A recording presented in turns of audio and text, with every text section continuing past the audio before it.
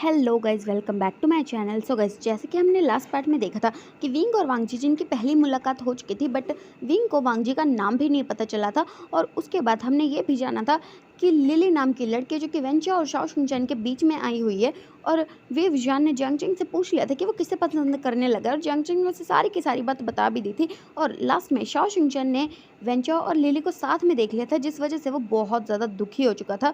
सो शुरू करते हैं। वेंचा जो कि इस वक्त पूरे ऑफिस में शाओ शिनचैन को ढूंढ चुका था, बट उसे कहीं भी जो कि शाओ शिनचैन नहीं मिला था। और पूरे 2 घंटे ढूंढने के बाद वो वापस से जैसे अपने कैबिन की तरफ जा रहा था ना, कि तभी ना वो किसी से टकरा जाता। और फिर वेंचर जो कि उसकी तरफ देखता कहता सर मैंगो, और ऐसे कहते हुए वो अपनी कैबिन की तरफ जा रहा था कि मैंगो जो कि कहता वेंचर सर सुनिए। तो फिर वेंचर जो कि अपनी जगह पे रुक जाता है, और फिर वो कहते क्या हुआ। तो मैंगो जो कहता है वो शाओ शिनचैन सर का फ़ोन आया था, उन्होंने कहा था कि उन्हें का ज़रूरी काम है, इसलिए वो आज जल्दी चले गए। तो इस बात पे वेंचर जो कहता है क्या शाओ शिनचैन का फ़ोन आया था। तो इस बात पे मैंगो जी के अपने सर हामी शेक करते हुए कहते हैं हाँ, अब भी उनका कॉल आया था। तो इस बात पे वेंचर जी कहते हैं ठीक है। और ऐसे कहते हुए ना फिर वो वापस से अपनी कैबिन में चला गया था, और फिर वो सोच रहा था कि शाओ शिनचैन ने उसे कुछ पूछा क्यों नहीं। ये बहुत ज़्यादा गलत बात है। ये लिली भी ना, उसे बहुत ज़्यादा ना गुस्सा आ रहा है इस लिली पे, क्योंकि लिली ये बात बहुत अच्छे से जानती है कि जो वेंचर है वो शाओ शिनचैन से प्यार करता है। क्योंकि थोड़े ही दिनों में लिली ने वेंचर को ये यकीन दिला ही दिया था कि वो उसकी अच्छी दोस्त है, जिस वजह से लिली को ये बात बहुत जल्दी पता चल गई थी कि वेंचर मन ही मन में शाओ शिनचैन को बहुत ज़्यादा एडमायर किया करता है। बट ये बात उसने कभी शाओ शिनचैन को बताई नहीं, क्योंकि उसकी कभी हिम्मत ही नहीं हुई बताने की। और ऐसा सोचता है ना वेंचर जो कि बहुत ज़्यादा ना दुखी हो जाता है कि वो क्या करे, कि शाओ शिनचैन को पता नहीं क्या ही गलतफहमी हो चुकी होगी। और फिर दूसरी साइड लिली जो कि बाहर से वेंचर को देख रही थी, और फिर वो किसी को फ़ोन करती है, और फिर वो कहती है जैसा सोचा था बिल्कुल वैसा हुआ। शाओ शिनचैन यहाँ से जा चुका है, और तुम्हें मेक श्योर करना है कि वो यहाँ पे वापस ना आ पाए, और अगर वो वापस आ गया तो मुझे अपने तरीके से कुछ करना पड़ेगा। और ऐसे कहते हुए वो अपना कॉल जो कि कट कर देते हैं। फिर वेंचर को खिड़की से देखते हुए कहती है मुझे लगता है कि तुम्हें बहुत जल्दी मेरा बनाने की ज़रूरत है, वरना तुम मेरी सौतन के सपने देखते रहोगे। और ऐसे कहते हुए ना उसके चेहरे पे एक बहुत बड़ी बड़ी इवल स्माइल थी। और फिर हम देखते हैं वी वुजान की साइड, जो कि इस वक्त अपने कैबिन में बैठा हुआ था, और वो बहुत ज़्यादा खुश था वांगजी के चेहरे को याद करते करते, कि तभी उसके कैबिन पे जो कि नॉक होता है, और वी वुजान जो कि बिना देखे अंदर आने की इजाज़त दे देता है। और फिर शेंग जो कि उसके सामने के खड़ा हो जाता है, फिर वो देखता है कि ये वी वुजान का बच्चा जो कि पता नहीं क्या सोच सोच के इतना ज़्यादा हंस रहा है। और फिर वो उसकी इस स्माइल को बिल्कुल इग्नोर करते ना एक बड़ी सी फाइल उसके टेबल पर रखता है, और फिर वो कहता है ओह नवाबज़ादे, सपनों की दुनिया से बाहर आओ, इस काम पे ध्यान दे ले। और फिर ऐसे कहते हो ना उसने ये चीज़ जो कि बहुत ही ज़्यादा रूड टोन में कही थी, क्योंकि वो अभी भी नाराज़ है विविजन से। और फिर विविजन जैसे ही शेंग की वॉइस सुनता है तो वो उसकी तरफ देखता है, और फिर एक बड़ी सी स्माइल लेके ना अपनी जगह से खड़ा हो जाता है। और फिर वो शेंग की तरफ जाता है, और उसके दोनों कंधों से पकड़ के ना उसे इधर उधर घुमाने लगता है। फिर शेंग जो कहते हैं पागल हो गया है क्या तू। तो फिर विंग जी कहता है मैं पागल नहीं हूँ, मैं ना बहुत ज़्यादा खुश हूँ, तुझे पता है कितनी अच्छी चीज़ हो चुकी है। तो इस बात पे श्वेंग जी कहता है क्या हुआ तुझे वो मेगा मिल गया। तो इस बात पे विंग जी कहता है ओ माय गॉड श्वेंग, मुझे लगता था कि तू मेरा सबसे बड़ा कमीना दोस्त है, आज मुझे पता चल गया तू तो अंतर्यामी, तुझे कैसे पता कि वो मेगा मुझे मिल गया। तो इस बात पे श्वेंग जी कहता है तेरे जो चेहरे की खुशी है ना साफ साफ बता रही है कि तेरे मन में क्या चल रहा होगा, कहाँ मिला तुझे वैसे वो। तो इस बात पे ना विंग जी कहता है हाय कैसे बताऊँ, तुझे पता है जिस ओमेगा को मैंने ढूंढा गली गली, वो तो मुझे मेरी कार के सामने बाइक पे मिली, और पता क्या हुआ, मेरा और उसका एक्सीडेंट हो गया। तो इस बात पे श्वेंग जी कहता है तूने पहली बार में अपने ओमेगा को मार डाला। तो इस बात पे विंग जी कहता है हे कैसे मनहूस से बातें कर रहा है, उसका और मेरा एक्सीडेंट ज़रूर हुआ था, बट क्या है ना उसे थोड़ी सी पैर में चोट लग गई थी। और तुझे पता है जब मैंने उसका खूबसूरत चेहरा देखा ना, मेरा तो मन किया था ना कि मैं तभी की तभी उसे अपना ओमेगा ना बना लूँ, बट फिर मुझे ना याद आ गया। तो फिर श्वेंग जी कहता है क्या याद आया, कि उसने अपने बाप की धमकी दी तुझे। तो इस बात पे विवजन जी कहता है तुझे कैसे पता। तो श्वेंग जी कहता है पता क्या, जिस तरह से तूने वो ब्रेसलेट दिखाया था ना, उसी से ही साफ साफ झलक रहा था कि उस बेटे के लिए अपने बाप की क्या अहमियत है, और उस बाप के लिए अपने बेटे की क्या अहमियत है। तो उसने तुझे धमकी देते हुए क्या क्या विजन। तो विंग जी कहता है कमीना कहीं का। और ऐसे कहते हैं ना वो वापस जाके अपनी चेयर पे बैठ जाता है, और फिर वो कहता है तुझे पता है पहली मीटिंग में ना मुझे उसे अपनी गोद में उठाने का चांस मिल गया था। तो इस बात पे श्वेंग जी कहता है और कुत्ता कमीना सच सच बताना, तूने कुछ भी ऐसा वैसा तो नहीं सोचा था ना। तो इस बात पे विंग जी कहता है यार तुझे क्या मैं हर वक्त ठरकीपना करते ही दिखता हूँ। तो इस बात पे श्वेंग जी कहता है दिखता नहीं है, तू है एक नंबर का ठरकी है तू।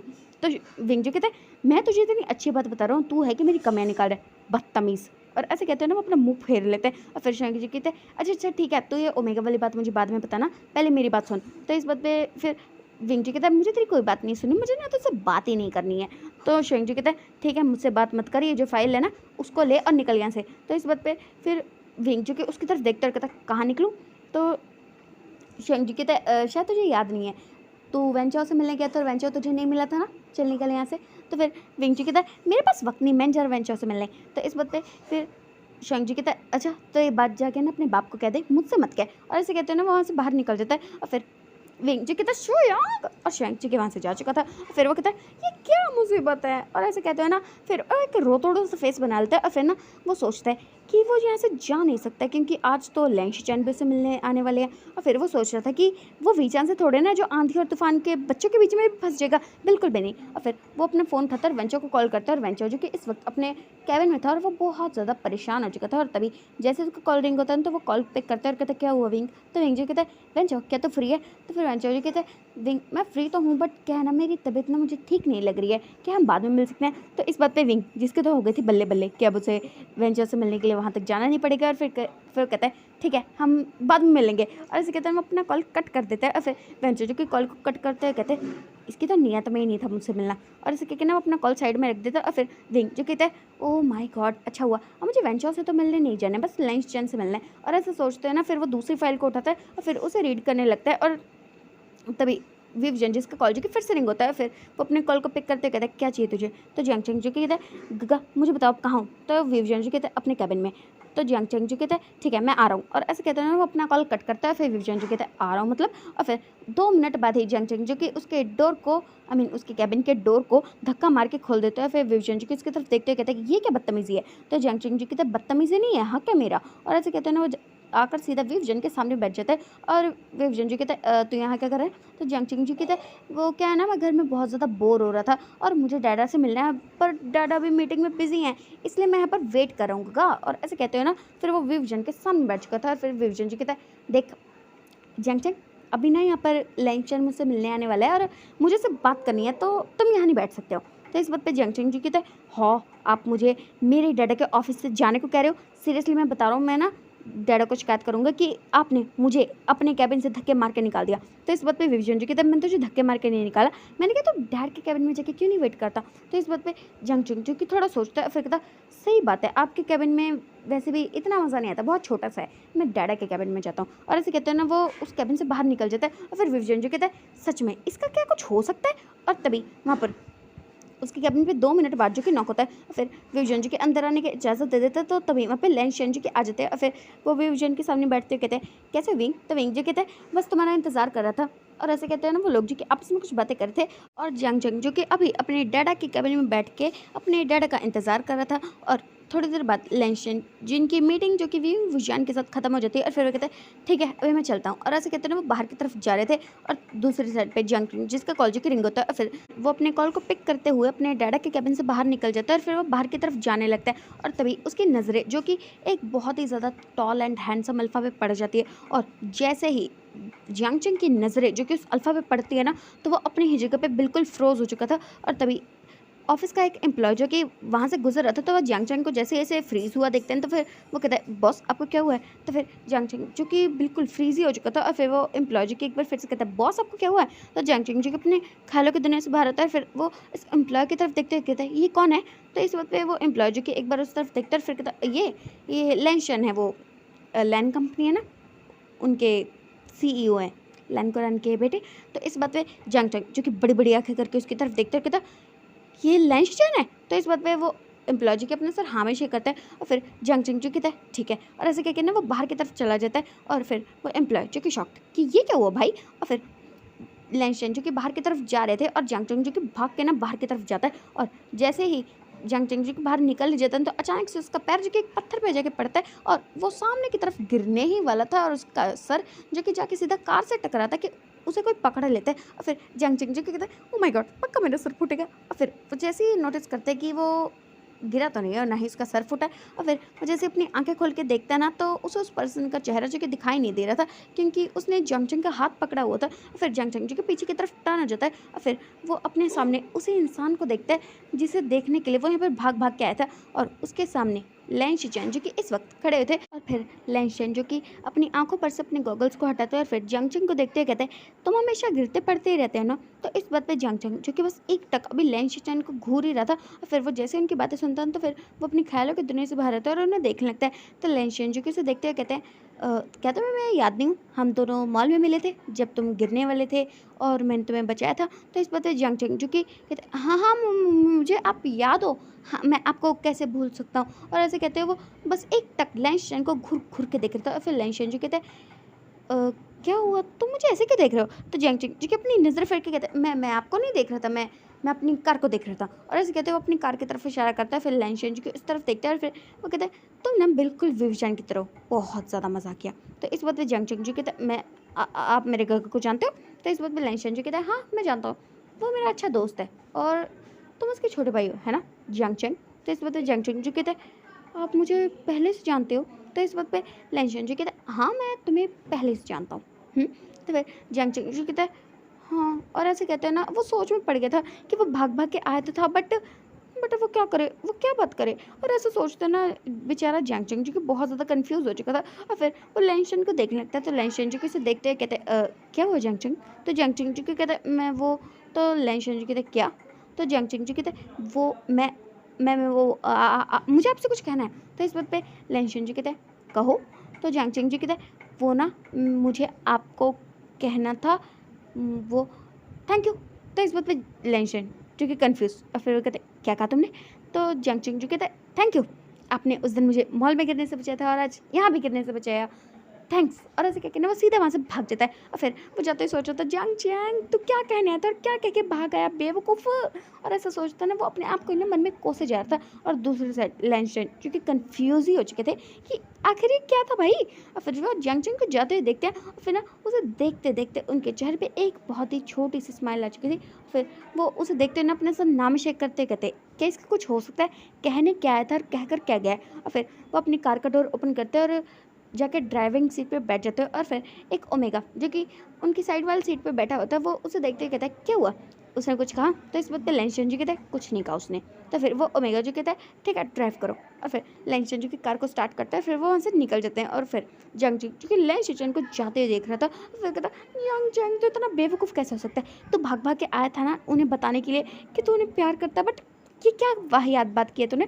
मेरा मन कर रहा है ना मैं अभी के अभी ना अपने आप को ही ना फांसी का फंदा लटका लूँ। और ऐसे कहते हैं ना सब अपने आप पे बहुत ज़्यादा गुस्सा चढ़ रहा था कि वो आया किस लिए था और कह क्या दिया उसने। और फिर लैंसन जी की कार को ड्राइव करते और फिर वो ओमेगा जी की कहता है, देखा तूने उसे बेवजह परेशान कर दिया, इससे अच्छा अगर तू कह देता तो क्या फ़र्क पड़ जाता ना।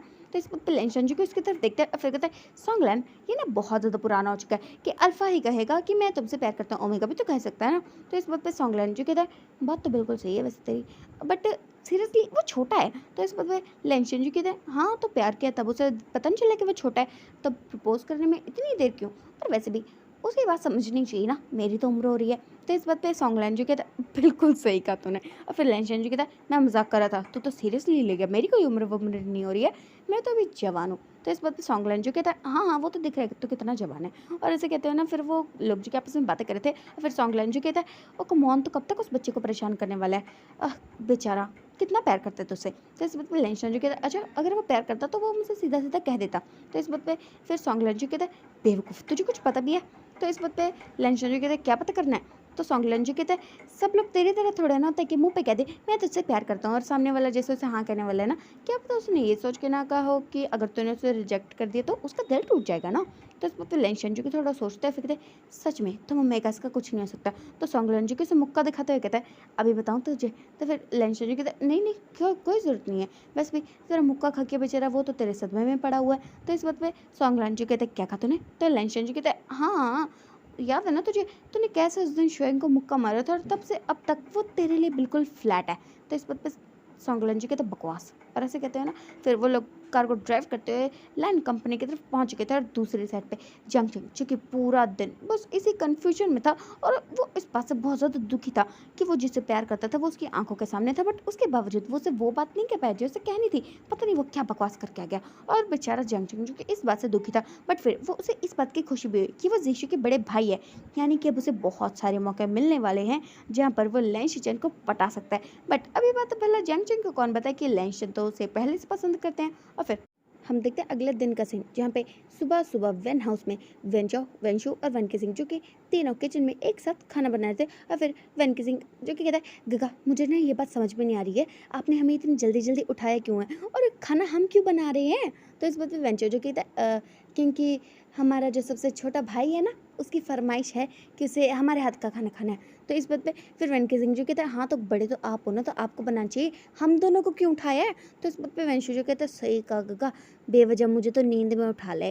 और ऐसे कहते हैं ना, वो सुबह सुबह शिकायतें कर रहे थे। फिर वेंचो जो कहता है, तुम दोनों शांत रहो, देखो यहाँ पे ना सबसे छोटा वांगजी है, तो तुम लोग बच्चों की तरह बिहेव मत करो। तो इस बात पे वेंचो जो कहता है, ओ कम ऑन, सिर्फ वो छोटा बच्चा नहीं है, बच्चा तो मैं भी हूँ ना। तो फिर वेंचो जो कहता है, हाँ हाँ, गर्लफ्रेंड्स बनाने के लिए तो बच्चा नहीं होता, दारू पीने के लिए तो बच्चा नहीं होता, काम करने के लिए तो छोटा बच्चा बन जाता है। तो वेंचो जो कहता है, इतना जानने की क्या जरूरत थी यार। और फिर वेंचो जो कहता है, देखो मुझसे ना ज़्यादा बहस मत करो, इससे पहले कि वांगजी उठे ना, जल्दी से खाना बना लो। तो इस बात पे वेंचो जो कहता है, हाँ मैं कर तो रहा हूँ ना चॉपिंग। और ऐसे कहते हैं ना, वो चॉपिंग कर रहा था। फिर वेंचो जो कि एक बार वेंचो की चॉपिंग को देखता है और फिर वो कहता, ये क्या कर रहा है तू, ये ऐसे क्यों काट रहा है, तुझे पता है वांगजी खाएगा नहीं। तो फिर वो वेंचो जो कहता है, मुझे पता है वांगजी को सब्जियां चाहे हम बिल्कुल उनका कचरा पचरा करके दे देना, वो तो भी नहीं खाएगा, क्योंकि उसे सब्जियों के नाम से तो एलर्जी हो जाती है। पर डैड के सामने तो वो बिल्कुल ऐसे बिहेव करता है जैसे उसके अलावा किसी को वेजिटेबल्स पसंद ही नहीं है। और ऐसे कहते हैं ना, वो सुबह सुबह वांगजी की शिकायतें कर रहा था। और फिर वेंचर जो कहता है, तुम नारा ना कुछ भी नहीं हो सकता। और ऐसे कहते हैं ना, वो लोग जो कि लड़ते झगड़ते शिकायतें करते करते सुबह सुबह खाना बनाए थे। और फिर थोड़ी देर बाद वांगजी जो कि धीरे धीरे करके सीढ़ियों से उतरते हुए नीचे आ रहा था। और तब तक वेंचाओ का खाना जो कि बन चुका था। फिर वो उसे डाइनिंग टेबल पे अरेंज करते कहता है, खाना तो बन गया, चलो वांगजी को बुला लेता हूँ। और ऐसे कहते हो ना, वो तीनों भाई जो कि एक साथ पीछे की तरफ टर्न होता है ना, तो फिर वो लोग जो कि सीढ़ियों से थोड़ा सा दूर किचन की साइड खड़े होते हैं। और फिर वो देखता है कि ये महाराज वांगजी जो कि अपने आप उतर क्या रहा है, ओ माय गॉड, अगर ये गिर गया तो। और ऐसा सोचते हैं ना, वो तीनों लोग जो कि उसकी तरफ जैसे ही जाता है तो वांगजी जिसका पैर जो कि अचानक से फिसल जाता है। और फिर वो लोग जो कि जैसे देखते हैं ना कि वांगजी जो कि गिरने वाले थे, वेंशु और वेन किसिंग जो कि अपनी आंखों पे हाथ रख लगते कि वो नहीं देख सकते कि उनका भाई गिर जाएगा। और वेंशु जो कि कहता वांगजी, और अगले ही पल उन्हें एहसास होता है कि ना तो उन्हें कोई चीखने चिल्लाने की आवाज़ आई, ना ही वांगजी के गिरने की आवाज़ आई।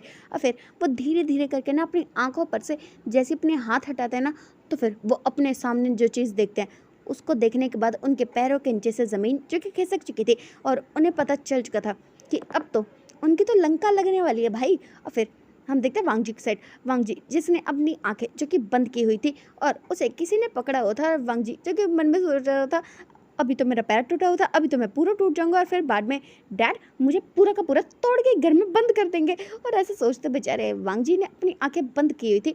और फिर वांगजी से 2 मिनट तक लगता है कि ना तो वो गिरा है और ना ही उसकी हड्डियाँ वड्डियाँ टूटी है। तो फिर वो अपनी आंखों को खोलता है और फिर कहता है, गगा अच्छा हुआ आपने मुझे बचा लिया। और ऐसे करके जैसे ही टर्न होकर शक्ल देखता है ना, तो उसकी आंखें जो कि खुली की खुली रह चुकी थी। और फिर वो कह रहा था, डैड आप आ गए। और ऐसे कहते उसके चेहरे पे एक बहुत बड़ी वाली स्माइल थी। और उसके तीनों गगास वो तो बिल्कुल शॉक हो चुके थे, क्योंकि उन्हें पता था कि उनकी तो भैया बजेगी, बहुत बुरी बजने वाली है उनकी। और फिर वैन रोहानजी की एक बार वांगजी की तरफ घूर के देखते कहता, क्या कर रहे थे तुम। तो वांगजी जी कहता, डैड आपको पता क्या हुआ, ये जो आपके तीनों नालायक बेटे हैं ना, मुझे बहुत परेशान करते हैं, आप गए क्या, इन दोनों ने मिलकर मुझे इग्नोर करना शुरू कर दिया डैडा। और ऐसे कहते हुए अपने भाइयों के शिकायत कर रहा था। फिर वो तीनों जो कि शॉक्ड, हमने कब से इग्नोर किया भाई। फिर कहते डैड। तो फिर वैन रोहान जो कि उनकी तरफ चुप रहने का इशारा करते हैं। और फिर वो वांगजी को गुस्से में घूरते कहते हैं, मैं ये बात नहीं पूछ रहा हूँ, मैं ये कह रहा हूँ कि तुम्हारे पैर को क्या हुआ। तो इस बात वांगजी जो कि कहते मेरे पैर का तो। और फिर वो शांत, क्या कहे, अगर उसने अपने डैडा को ये बात बता दी कि उसका एक्सीडेंट हो गया था, तो पक्का उस कार वाले की भी ऐसी की तैसी होगी और वांगजी की बाइक का तो जो होगा सो होगा। और फिर वांगजी जो कि अपने डैडा की तरफ देखते कहते डैडा वो मैं। और फिर वैन रोहान जो कहते वांगजी। तो वांगजी जो कहते डैडा वो मैं। और फिर वैन रोहान जो कहते वांगजी। तो वांगजी जो कि कहता है वो मेरी बाइक फिसल गई थी। तो इस बात पर वैन रोहान जो कहते क्या कहा तुमने। तो वांगजी जो कहता हाँ मेरी बाइक फिसल गई थी। तो वैन रोहान जो कहता तुम्हें बाइक लेके जाने को कहा किसने था। तो वांगजी जो की सोच में पड़ चुका था, अब वो क्या करे, अगर वो सच बताएगा तो उसे डबल डांट पड़ेगी, अगर झूठ बोलेगा तो ट्रिपल डांट पड़ेगी, क्या करे वो बेचारा। और फिर वांगजी जो कि थोड़ा सोचता है। फिर वैन रोहान जो कहता है वांगजी। तो वांगजी जो कहता है वो गगा की वजह से हाँ, मैंने गगा को फ़ोन किया था, गगा ने मेरा फ़ोन उठाया, इसलिए मैं उनके पास गया था ना, इसलिए मेरी बाइक फिसल गई, तो इसमें मेरी गलती नहीं है, सारी गलती गगा की है। और ऐसा कहते हुए वांग जी ने सारी की सारी गलती जो कि अपने गगास के ऊपर डाल दी थी। और फिर वेंशु जैसे ही ये बात सुनता है ना, तो फिर वो कहता है डैड ये बिल्कुल झूठ बोल रहा है। तो इस बात पे वांग जी जो कहता है डैडा मैं झूठ नहीं बोल रहा हूँ। और ऐसे कहते हैं वो दोनों भाई जो क्या आपस में झगड़ा कर रहे थे। और फिर वनरान जो कहता है शांत हो जाओ तुम दोनों, वरना मुझे गुस्सा आ जाएगा। तो इस बात पे ना फिर वांग जी जो कहता है डैडा मैं सच्ची कह रहा हूँ, मेरी कोई गलती नहीं है। और ऐसे कहते हैं ना, उसने एक बहुत ही ज़्यादा मासूम सा फेस बनाया था। और फिर वेंशु जो कि 2 कदम आगे बढ़ाता है। और फिर वो कहता है डैडा ये ना बिल्कुल झूठ है, चोट सिर्फ वांग जी को थोड़ा ना लगी, अब सिर्फ वांग जी को पूछ रहा हूँ, मुझे भी तो चोट लगी है ना। और ऐसे कहते हुए ना वेंशु जो कि अपना हाथ शो करता है। और फिर वनरान जो कि एक बार उसकी तरफ देखता है। और फिर वेंशु जो कि अपना हाथ दिखाते हुए कहता है देखो मुझे इसकी वजह से, इस आपके छोटे नवाब साहब की वजह से देखो मेरे हाथ को क्या हो चुका है। और ऐसे कहते हैं ना अपने हाथ को शो करा था। और फिर वनरान जो कि उसके हाथ को देखता है। और फिर वो कहता है तुम्हें ये कैसे लगा।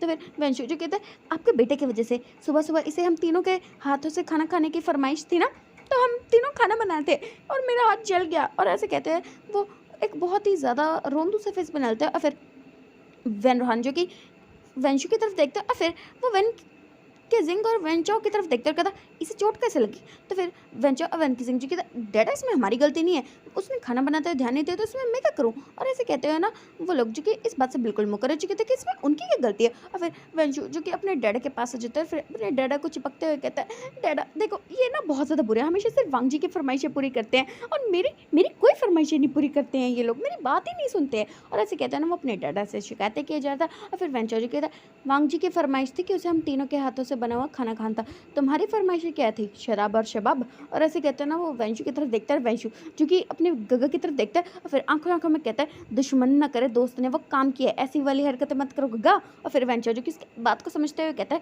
तो ज़्यादा बकवास भी मत करो वेंशु। और ऐसे कहते हैं ना उन दोनों ने इस बात को अपने तक ही रख लिया था क्योंकि वेन हान तक तो ये बात पहुंची ही नहीं थी कि आखिर वेंचर ने एग्जैक्टली कहा क्या था।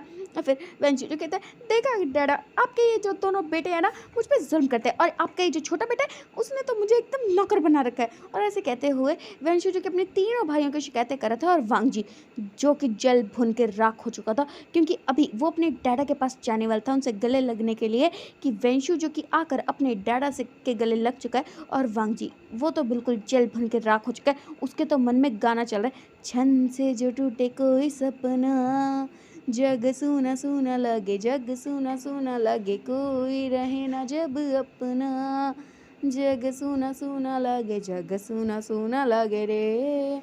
और ऐसा सोचते हुए वांग जी जिसको बहुत ज़्यादा गुस्सा आ रहा था। और फिर वेंशु जो कि वांग जी की तरफ देखते कहता है डैडा वांग जी को चोट लगी ना, इसमें हमारी कोई गलती नहीं है, वैसे भी उसके पास कार थी, उसे बाइक लेकर जाने को किसने कहा था। और ऐसे कहते हो ना वो वांग जी की शिकायतें कर रहा था। और फिर वेंचो जो कि वन की सिंह की तरफ देखते हुए कहता है वैसे यहाँ पे वेंस वॉर 299 होने वाले या 300। तो इस बात पे फिर वन की सिंह जो कि एक बार वेंचो की तरफ देखते हुए कहता है मेरे ख्याल से पे वेंस वॉर 300 होने वाला है। तो इस बात पे वेंचर जो कहता है मुझे लगता है हमें खाने को ढक देना चाहिए ना वरना बर्बाद हो जाएगा। इस बात पे वेन के सिंह जो कि कहता है सही कहा आपने गगा। और ऐसे कहते हैं वो दोनों जो कि धीरे धीरे से पीछे होते हैं और खाने को बिल्कुल ढक देते हैं। और फिर वांग जी जो कि कहता है गगा आप बहुत ज़्यादा बुरे हो, दूर हो डैडा से। और ऐसे कहते हो ना वंशु को गुस्से में देख रहा था। और फिर वंशु जी कहते हैं हो वो सिर्फ तुम्हारे डैडा नहीं है, वो तुमसे पहले मेरे डैडा है। और ऐसे कहते हैं वो दोनों जो कि आपस में बहस कर रहे थे। और फिर वेन के सिंह और वेंचर जो कि उन दोनों को देख रहे थे वो तो ऐसे सोच रहे थे कि डैडा क्या सिर्फ इन दोनों क्या हमारे कुछ नहीं लगते हैं। और ऐसे सोचते ना उनको भी गुस्सा तो आया था कि ये लोग हमेशा ऐसे करते, जब दोनों बहस करते हैं ना तो बस मेरे डैडा भाई हम दोनों के कचरे से उठाए हुए हैं, ऐसा वेंचर और वेंच के जिनके मन में चलता रहता है। बट वो ज़्यादातर इन दोनों की लड़ाइयों के बीच में पड़ते नहीं है। और फिर वांग जी जो कि वेंचर और वेंच की जिन की तरफ देखता कहता गगा देखो गगा क्या कह रहे हैं। और ऐसे कहते हो ना और वो उन दोनों की सपोर्ट ले रहा था। और फिर वेंशु जो कहता है देखो गगा बीच में मत पड़ना क्योंकि आप सिर्फ उसके नहीं, आप सिर्फ पहले मेरे गगा हो ना। और ऐसे कहते हो ना उन वो दोनों भाई जो कि आपस में बहुत ज़्यादा झगड़ा करे जा रहे थे। और फिर वो दोनों जो कि वैन रोहान के इर्द गिर्द आके खड़े हो जाते हैं।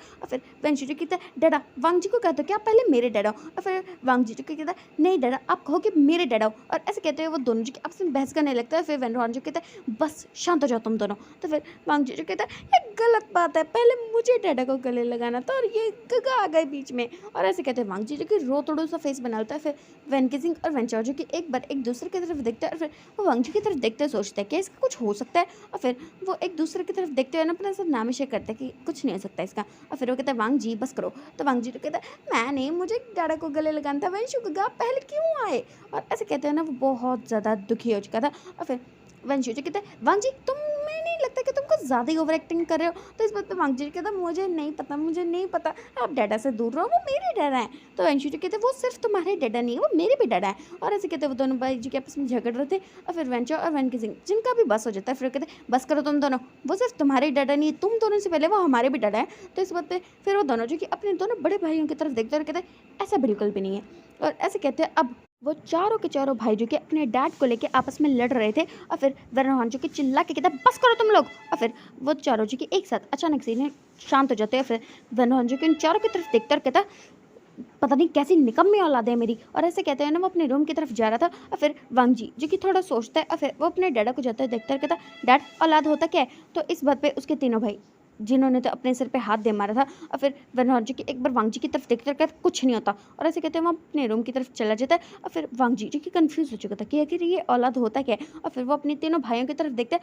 और उसके तीनों भाई जो कि उसके ऐसे बेवकूफ़ी भरे सवाल को सुन के ना वो वहाँ से निकल जाता है। और फिर जैसे सबके सब वहाँ से निकल जाते हैं तो वांगजी जो कि काउच पे के बैठ जाता है और एक ईवल स्माइल करके कहते हैं अच्छा हुआ मुझे डांट से डांट नहीं पड़ेगी। और ऐसे कहते हैं वो तो बहुत ज़्यादा खुश हो चुका था। और फिर हम देखते हैं वी हाउस के साइड जहाँ पे इस वक्त विवियन जो कि अपने रूम में अपने आप को आईने में निहारते हुए कह रहा था वाओ अब मुझे बस आइडिया सोचना है कि अब मुझे उस ओमेगा को कैसे पटाना है। और ऐसे सोचते हुए विवियन जो कि अपने आप को आईने में देख रहा था और तभी उसका रूम जो कि धड़म से ओपन हो जाता है। फिर वो जैसे पीछे टर्न करता है तो जंगचंग जो कि उसके सामने खड़ा होता है। फिर जंगचंग जो कि अपने गग के पास होता है और कहता है गगा आपको पता मैंने उसे ढूंढ लिया। तो इस बात पे विवियन जो कहता है किसे ढूंढ लिया तुमने। और ऐसे कहते हुए अपने बालों को संवारा था। और फिर जंगचंग जो कहता है गगा मैंने उसे ढूंढ लिया जिसे मैं प्यार करता था, मुझे उसका नाम भी पता चल गया। तो इस बात पे विवियन जो कहता है अच्छा कौन है वो। और ऐसे कहते हुए उसका सारा ध्यान जो कि उसके बालों को संवारने में था। और फिर जंगचंग जो कहता है गगा मुझे ऐसे क्यों लगता है कि आप मेरी बात सुन ही नहीं रहे हो। तो विवियन जो कहता है नहीं मैं सुन रहा हूँ। और फिर जंगचंग जो कि गुस्सा हो जाता है। फिर वो कहता है आपको मेरी बातें नहीं सुनी, सीधा सीधा मना कर दो, मैं जाके सीधा डैड को बताऊंगा। और ऐसे कहते हैं ना वो बाहर की तरफ जाने वाला था कि विवियन जो कि जंगचंग का रास्ता रोकता है। फिर कहता नहीं तुम डैडा को नहीं बताओगे। तो इस बात पे जंगचंग जो कहते क्यों नहीं बताऊंगा, वो डैडा है मेरे, शादी मेरी वो करवाएंगे, आप थोड़े ना करवाओगे तो मुझे उन्हीं को जाके कहना पड़ेगा ना। और ऐसे कहते वो बाहर जाने वाला था कि विवियन जी की डोर को बंद कर देता और कहता तुम जाके अभी के अभी डैडा को नहीं बताओगे। तो इस बात पे जंगचंग जो कहता है तो मैं आपको भी नहीं बताने वाला हूँ क्योंकि आप तो मेरी कोई बात सुन ही नहीं रहे हो, मेरी बात को बिल्कुल सीरियस नहीं ले रहे हो गगा। और फिर विवियन जी कहता देखो हम बात कर सकते हैं, मुझे बताओ उसका नाम। तो जंगचंग जी कहता है मैं बिल्कुल नहीं बताऊंगा, आप उसे जानते हो, वो मेरे दोस्त का भाई है। तो इस बात पे विवियन जी की थोड़ा सोच में पड़ गया था। और फिर कहते तुम्हारे कौन से दोस्त का भाई है। तो जंगचंग जी कहते गगा आपको कुछ भी नहीं पता। और ऐसे कहते हुए ना वो विवियन को धक्का देता है, डोर को खोल देता है। फिर विवियन जी कहता है जंगचंग तुम नहीं बताओगे। और ऐसे कहकर वो उसके पीछे भाग रहा था। और नीचे लिविंग हॉल में वीचान से जो कि इस वक्त अपनी कॉफ़ी को पीते अपने फ़ोन को स्क्रॉल कर रहे थे और जंगचंग जो कि भागते हुए ना नीचे आ रहा था। और फिर विवियन जी कहता है जंगचंग रुक जाओ। और ऐसे कहते हुए उसे रोकने की ट्राई करता है और जंगचंग जी की भाग के नीचे आ जाता है। और फिर वो अपने डैडा के सामने जाके खड़ा हो जाता है, कहता है डैडा मेरी बात सुनो। तो वीचान से जो कि इसकी तरफ देखते कहते अभी मैं काम कर रहा हूँ। तो फिर जंगचंग जी कहता है डैडा प्लीज़ मेरी बात सुनो ना। और ऐसे कहते ना वो बिल्कुल बच्चों की तरह रिएक्ट कर रहा था। तो उसके डैड जो कहता है ठीक है जंगचंग। और ऐसे कहते वो अपना फ़ोन को साइड में रखते और कहते क्या हुआ। तो विवियन जी कहता है जंगचंग नहीं। तो जंगचंग जो कहता है क्यों नहीं बताऊँ मैं ज़रूर बताऊँगा। और ऐसे कहते हैं ना फिर वो अपने डैड की तरफ देखते कहता डैडा मुझे ना आपको कुछ बताना है, मुझे ना किसी से प्यार है, अब ये बताओ आप मेरे से शादी कब करवा रहे हो। Shocked, pin drop silence. और वीचान से जिन्हें इस बात को थोड़ा समझने के लिए वक्त चाहिए था, वह भी सोच ही रहे थे कि आखिर उनके बेटे ने एग्जैक्टली कहा क्या है। और विवियन उसे तो लगा था 440 वोल्ट का झटका कि ऐसा ना हो कि अब जंगचंग के ऊपर 880 वोल्ट की बिजली गिरे। और ऐसे सोचते बेचारा विवियन जो कि सोच रहा था अब पता नहीं यहाँ पे क्या होने वाला है। और जंगचंग जो कि अभी अपने डैडा को देख रहे थे और फिर वीचान से जो कि जैसे ही पूरी बात को समझ जाते हैं ना कि जंगचंग उन्हें ये बता रहा है कि जंगचंग किसी से प्यार करता है और वो उससे शादी करना चाहता है। तो फिर वो 2 मिनट तक इस बारे में सोचते हैं और फिर वो अपनी नज़र उठा के जंगचंग की तरफ देखते हैं। और विवियन जी से लगा था ओ माय गॉड कहीं ऐसा तो नहीं है क्या जंगचंग पे बहुत बड़ा वाला बादल बरसने वाला है। और ऐसे सोचता है ना विवियन जी की सोच रहे पता नहीं क्या होने वाला है। और फिर विचान से जो कि जंगचंग को देखते हैं और कहते हैं कौन है वो। तो इस बात पे जंगचंग जो कि एक बड़ी सी स्माइल करता है, फिर कहता है वो मेरे दोस्त का भाई और आपके दोस्त का बेटा है। तो इस बात पे वीचान से जो कि थोड़ा सोचता है और फिर वो कहता है वेंचो। तो वो जंगचंग जी कहता है नहीं वो तो वेंचो का नहीं ऐसी बात नहीं है। और फिर वीचान से जो कि थोड़ा और सोचता है फिर कहता कहीं तुम लैन शिजान। तो फिर इस बात पे जंगचंग जी के अपना सर हाँ में शेक करते कहता है हाँ बिल्कुल सही कहा डैडा आपने, मुझे लैन शिजान पसंद है और मुझे उनसे शादी करनी है। तो बताओ आप मेरी शादी उनसे कब करवाओगे। तो विवियन वो तो बस शॉक हो चुका था कि भाई ये बच्चा है कि क्या है। अभी अभी डिसाइड किया कि मुझे बताएगा, और दूसरे पल अपने बाप के सामने सीधा सीधा कह दिया कि मुझे शादी करनी है, बताओ मेरी शादी कब होगी। ओह माय गॉड, इतनी हिम्मत विजन के अंदर तो नहीं है भाई। और विजन जी के ऐसा सोच ही रहा था कि विजन से जो कि थोड़ा सोचते हैं और फिर वो कहते हैं अच्छा वो मान गई शादी के लिए। तो इस बात पे जंग चंग जो कि एक सैड सा लुक बनाता है, फिर अपने डैडा के पास आके बैठ जाता है और कहता नहीं उन्हें पटाना है भी बाकी है।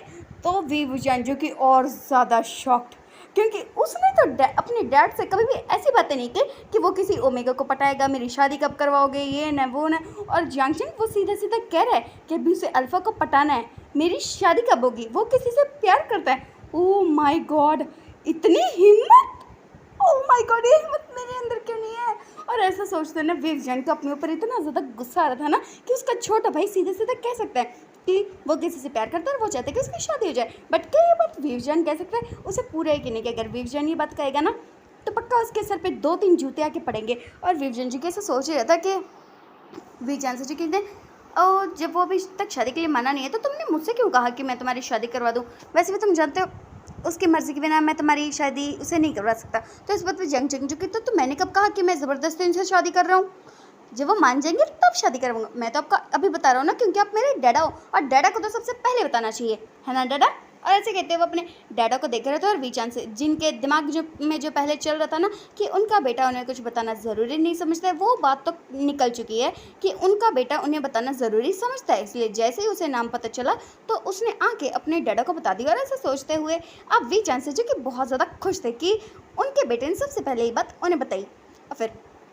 विजन जो कि किसी ख्यालों की दुनिया में बहुत ज़्यादा खोया हुआ था कि जंगचंग जो कि विंग की तरफ देखता और फिर कहता गगा क्या आप मेरे लिए कोई शाउजी लाने वाले हो। तो इस बात पे विजन जो कहता क्या, तो जंगचंग जो कहता अब जिस तरह से ख्यालों में खोए हुए ऐसा लगता है कि पक्का आप मेरे लिए कोई शाउजी लेके आ रहे हो, बताओ मुझे जल्दी से। और फिर विजन जो कि फ्लो में कह देता है हाँ वो तो मैं। और फिर विजन से जो कहता क्या कहा तुमने, तो विजन जो कहता कुछ नहीं कहा डैड। और फिर विजन से जो कहता देखो अभी तो मुझे ये पता चला कि मेरा बेटा किसी से प्यार करता है, अगर मुझे पता चला ना कि तुम्हारा भी कुछ चल रहा है तो मुझसे बुरा तुम्हारे लिए कोई भी नहीं होने वाला। तो इस बात पे विवजान जो कि शॉक, और फिर वो कहता है डैड ये कैसा पक्षपात है, इसमें भी पक्षपात। तो इस बात पे विवजान से जो कहते हैं पक्षपात नहीं है, वो अभी छोटा है। तो इस बात पे फिर विवजान जो कहता है हाँ तो वो तो छोटा है ना, तो उसकी शादी तो जब होगी सो होगी, शादी की उम्र तो मेरी हो रही है ना। तो विजन से जो कि उसे घूर के देखते और कहते क्या कहा तुमने। तो जंग सॉरी विजन जी कहता है कुछ भी तो नहीं कहा डैडा। और ऐसे कहते हैं ना वहाँ से खिसक जाता है। फिर जंग चंग जी कहते हैं डैडा अब मैं क्या करूँ। तो विजन से जो कहते क्या करना है। तो जंग चंग जो कि कुछ सोचता है और फिर कहता कुछ नहीं डैडा मैं जा रहा हूँ यहाँ से। और ऐसे कहते ना वो जल्दी से अपने रूम में भाग जाता है। और विजन से जो कि अपने दोनों बेटों को जाते हुए देखते हैं और अब हो ही गया था बुसन का कि इन दोनों का क्या कुछ हो सकता है। और वो जंगचंग को देखते हुए ये सोच रहे थे कि सच में बिल्कुल अपनी माँ पे गया है, जो मन में है सीधा आके कह दिया, कुछ नहीं हो सकता भाई, उसके दोनों बच्चे को कुछ नहीं हो सकता। और ऐसे सोचते हो ना उनको तो ऐसा चल रहा था ओ माय गॉड जंगचंग किसी से प्यार करता है, मतलब लैंग शिचन से प्यार करता है, उसकी और उसकी शादी हो जाएगी तो जंगचंग उन्हें छोड़ के चला जाएगा। और ऐसा जो कि वी चांस के मन में चल रहा था और वो बहुत ज़्यादा ही दुखी हो चुके थे कि क्या जंगचंग की जल्दी शादी हो जाएगी तो क्या वो चले जाएंगे। और ऐसे सोचते हुए विचान से जो कि थोड़ा सा सैड थे। और फिर हम देखते हैं दूसरी साइड लैंड हाउस में, जहाँ पर इस वक्त लैंशन जो कि अपने लैपटॉप में कुछ काम कर रहे थे। फिर जीशू जो कि भागते हैं ना अपने गग के पास होता है और फिर वो कहते हैं गग आप क्या कर रहे हो। तो लैंशन जो कहते कुछ नहीं काम कर रहा हूँ। तो जीशू जो कि उनके लैपटॉप में थोड़ी ताक झाक करता है और फिर वो कहता गगा आप मेरे लिए शाओजी कब लाओगे। तो इस बात पर लैंशन जो कि अभी अपनी कॉफ़ी को पीने वाले थे उनका हाथ जो कि हवा में रुक जाता है। और फिर वो जीशू की तरफ देखते रहे क्या कहा तुमने। तो जीशू जो कहता है मुझे शाओजी चाहिए। तो लैंशन जी कहता है बकवास। और ऐसे कहकर ना वो उसे इग्नोर करके ना अपना काम कर रहे थे। फिर जीशू जी कहते हैं गग्गा मान भी जाओ ना, आप बुढ़े हो जाओगे तब शादी करोगे क्या, ऐसा ना हो कि आपकी शादी से पहले मुझे शादी करनी पड़े। नहीं नहीं मुझे इतनी जल्दी शादी नहीं करनी है, आप जल्दी से मेरे लिए पहले शाओजी ले आओ ना।